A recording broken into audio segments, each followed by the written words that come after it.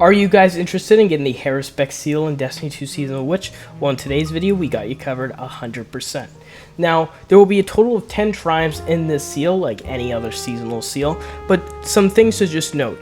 Some of these tribes will be consisted of Timegated, so that's amazing like anything else in this game. So I will not be able to get the seal on day 1 or week 1. You're going to have to wait, it looks like, until week 7 when the seasonal narrative is complete. So just be aware of that. We're also going to talk about a mission that will kind of have a name that you might not want to know if you don't want to have any spoilers for the rest of the season. So just spoiler warning in terms of that. But other than that, let's get right into it. Now, the first tribe is going to ask you to complete every week in the Bladed Path questline. Now, if you don't know how to get the Bladed Path questline, which is the seasonal narrative, you have to complete the Way of the Witch introduction mission as soon as you get loaded into the game if you haven't started playing Season of the Witch. Place Cthulhu's Spire, and then right after that, you'll get an artifact and, of course, the narrative questline. You have to complete all 51 quest steps, which will be finally done on week 7, as there's 7 total weeks. Following that, this season brought the introduction of Deck of Whispers, which is a brand new incentive into helping the player change how they play in seasonal activities. We have a total of 12 major Archa cards that really benefit the user in terms of gameplay, mechanics, and weapon final blows. We also have a lot of minor Archa cards that give you resources, witches, engrams, weapons, exotics as well. So as you see, the major Archa cards are the ones that really change and really are the big ones of this season. As of right now, during week 1, you can get a total of 5 major Archa cards. There's a total of 12, and like I said, 7 weeks of narrative. You'll be able to get 1 major Archa card until we hit week 7.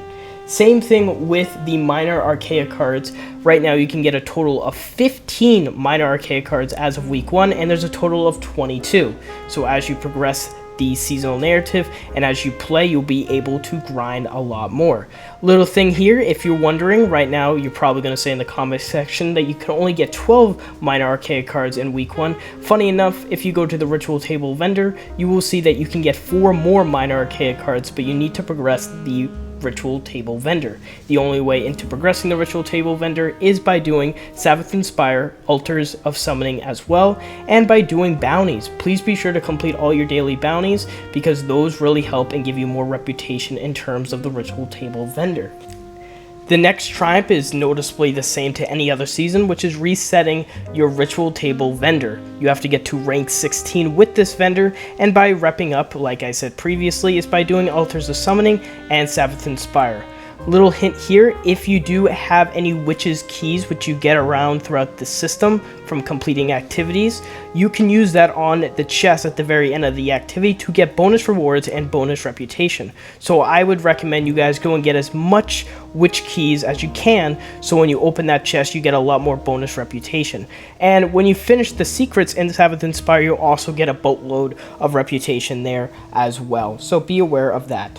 Now, the Might and Magic tribe will ask you to defeat all bosses in Cthulhu's Spire. There's a total of 3 bosses, and as of right now, as of this video's launching, you can do 2 of them.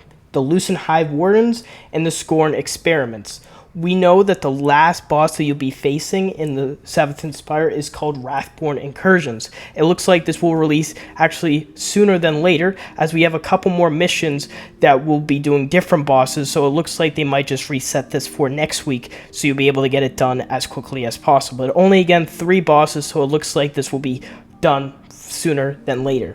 The next one is going to ask you to solve the mystery of the Hive Ruin Labyrinth in Cthulhu's Spire. Long story short, as you go around Cthulhu's Spire for your first time or any time you play it and you see ruins, just shoot those ruins with the same elemental color as they are shown. Void, purple, solar, red, obviously. So when you shoot them, you shoot about 3 of them or 4 of them, and you will get a chest at the end. There will be a video down below if you're curious on which hive ruins you have to shoot that. But again, they're pretty simple and explanatory, where you can just shoot them and they will be a chest and more loot, so stuff to look at. There looks to be a couple more secrets as we follow along with the weeks ahead, but not too many and not too difficult at all. Now, looking at the next tribe, it's going to ask you to find weekly hidden chests within Cthulhu's Spire. There's a total of 4, and as of right now, you can get 2 of those chests. Looks like next week we'll be getting 2 more, and as the weeks progress, I will put videos down below if you're watching this later on, and you can just click on it on that video to find out where all the 4 hidden chests are in Savathun Spire. Now we're looking at 3 more triumphs lastly for this seal. One of them is to complete the Altars of Summoning encounters, which is just loading in to said activity, Altars of Summoning, and doing all the encounters when you play the mode. It looks like you need to, if you want to get bonus progress for this, you have to complete more difficult encounters. There's 3 tiers, and you get those tiers from completing activities around the solar system. So just be sure, if you want to get harder tiers so you can get more progress, that you have the right offering that you can.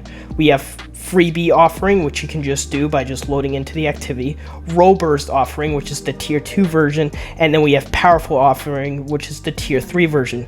Just a warning, the tier 3 version is pretty hard if you load it in, so be sure you have the right gear and you have a good fire team to get it all done. Now lastly, there's 2 more triumphs. The last one, well, the second to last one, is pretty self-explanatory. You have to shoot 600 targets with the weapons from Season of the Witch. This can include, oh my god, this can include the scout rifle, the hand cannon, the rocket launcher, machine gun, sniper rifle, etc. Any of the weapons that you can get from the ritual table, and you can use them by just any way possible in the solar system, or by doing the seasonal activity. And there's one last triumph. This might be a mission down the line, so please be sure, if you don't want to get spoiled, that you don't notice this. This is the only secret triumph in the seal as of right now. It's going to ask you to complete 2 tests of the Embarku engine. Now, we don't really know what the Embarku engine is. It looks to be a brand new activity or version of the Altars of Summoning that is not available right now. It looks to be available like on week 5, week 6, or week 7. It's going to be straight down the line, and this might be a harder activity. It might consist of different bosses, and it looks to be pretty weird from the dialogue that we've received on the Bungie League server, and some really interesting versions of this. So please be sure to wait and see until you find out what this is. So again, that is down below. But yeah, that will cover all the triumphs for this new seasonal seal. I hope, again, it's not too crazy, but if you're curious on what the triumphs were for later on the season, there they are. Hope you guys enjoy, and I'll see you guys on the next one. Bye guys.